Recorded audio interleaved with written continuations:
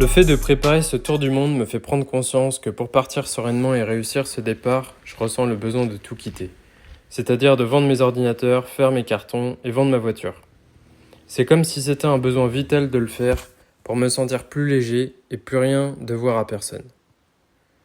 J'ai aussi besoin de me fixer une date et un point de départ pour acter la naissance de ce projet. Le 1er janvier 2024, on fait le nouvel an avec mes potes du Brésil à Lille. Je me dis que c'est la bonne date, le bon lieu, avec les bonnes personnes. Arrivé à Lille, je me rends compte que mon sac est beaucoup trop lourd et que mon projet n'est pas totalement clair dans ma tête. Je sais même pas où je vais, je me demande ce que je fous là, et en même temps ma petite voix intérieure elle me dit « Mais vas-y mec, arrête de réfléchir, saute dans le vide, et puis aie confiance. » Alors je l'écoute, j'y vais, et je pars en stop. Plus je rencontre des gens en stop, plus le projet prend forme dans mon esprit. Étant introverti, j'ai envie de tester mes limites pour sortir de ma zone de confort et extérioriser ce que je ressens. On va chercher des huîtres. En plus, tu me donnes un coup de main, je te remets sur la route pour remonter, sur repartir sur Caen. Mais c'est excellent.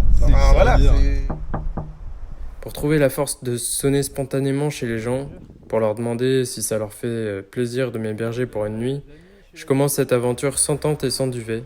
Ce moyen m'a obligé à sortir de ma zone de confort, et la sensation quand je trouvais une maison, elle était incomparable avec tout ce que j'ai vécu avant.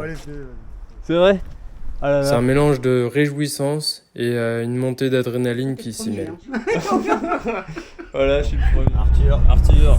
Grâce à toutes ces premières rencontres, je prends la décision de revenir progressivement à l'endroit d'où j'étais parti. Parce que même si je me sentais plus léger, plein de choses m'empêchaient d'avancer.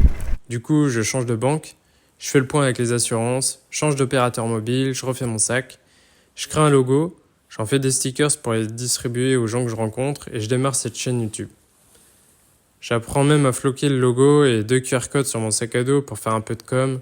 Je me rends compte également que régler certaines choses à distance comme la vente de ma voiture, c'est quelque chose qui me prend énormément de temps et d'énergie, donc être sur place à ce moment-là, c'est bien plus simple.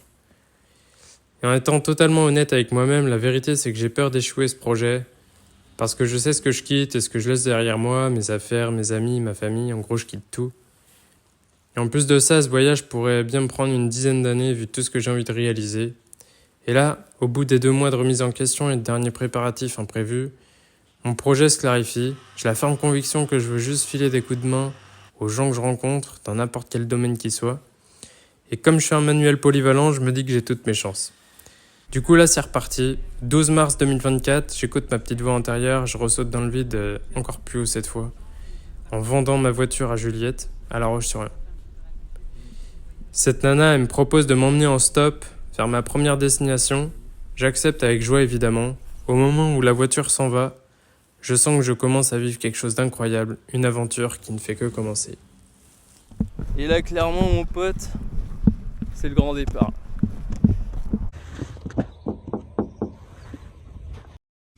Voilà, je suis avec Corinne, c'est un truc de fou. Tu t'aides de ça ou ça.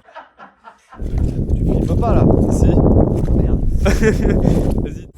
A plus pour une nouvelle vidéo quand j'aurai du réseau. Salut!